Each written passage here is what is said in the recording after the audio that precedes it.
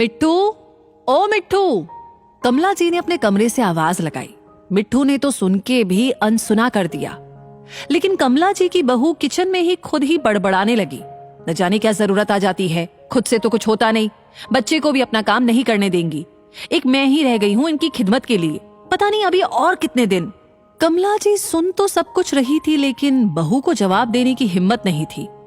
मन में ही सोचने लगी, ठीक ही तो कह रही है, ईश्वर का क्या न्याय है। जब हाथ पैर में शक्ति ही न बची हो तो पेट में भूख क्यों लगती है। और जिस मकान को घर बनाने में पूरी शक्ति निकल जाती हो, उसी घर में 2 वक्त की रोटी के लिए आश्रित हो जाए।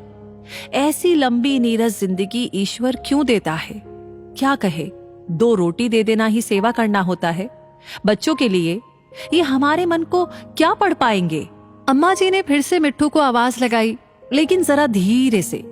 शायद बहू की आवाज तो नहीं, भावनाएं उन तक पहुंच गई थी। अब की बार मिट्ठू आया और दादी के कमरे के दरवाजे से ही बोला, क्या है दादी, क्यों चिल्ला रही हो? तुझे देखना था, क्या पढ़ाई कर रहा था? मोबाइल में व्यस्त मिट्ठू बेपरवाही से बोला, और नहीं तो क्या। अच्छा बेटा, जा कुछ खा ले, फिर पढ़ाई करना, नहीं तो दिमाग में कुछ नहीं घुसेगा। अम्मा के कहने से पहले ही मिट्ठू जा चुका था।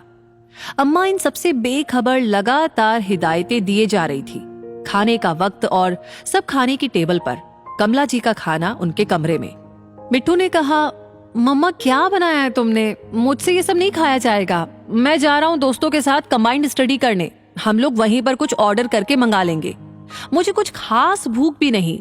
मधु ने कहा, ये क्या बात हुई, तुमने पहले क्यों नहीं बताया? और तुम्हें रोज रात में भूख क्यों नहीं लगती? मिट्टू बाहर जाते हुए, बाय मम्मा, प्लीज जबरदस्ती मत करो, मुझे बिल्कुल भी भूख नहीं है।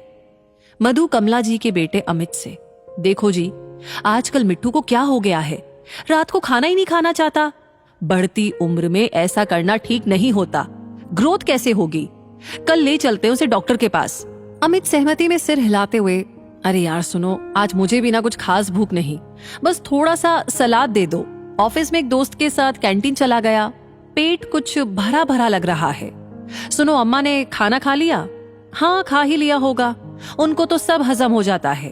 भगवान जाने कैसे सब कुछ पचा लेती हैं। ये बिना वजह की गई तारीफ कुछ तेज आवाज में की गई, शायद कमला जी को सुनाने के लिए ही की गई थी।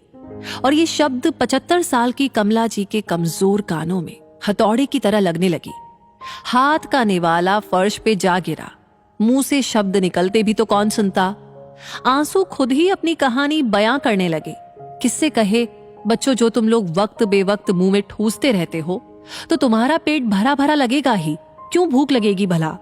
हमें जो हमारी पसंद ना पसंद जाने बिना गिनकर रोटियां रख जाते हो घड़ी की सुई देखकर, उससे तो न मन की भूख मिटती है और न ही पेट की। इसी के साथ ये कहानी यहीं पर समाप्त होती है। ये कहानी सुनकर आप क्या महसूस कर रहे हैं, आप क्या कहना चाहते हैं, कमेंट सेक्शन में हमें जरूर बताइएगा अपनी राय। साथ ही साथ लाइक ऑलरेडी कर दिया है तो शेयर करना बिल्कुल ना भूले, और हमेशा ऐसी कहानियां आपको समय समय पर मिलती रहे उसके लिए हमारे पेज को फॉलो करना ना भूले। मिलेंगे बहुत जल्दी ही नई कहानी के साथ। अभी के लिए कहूंगी धन्यवाद।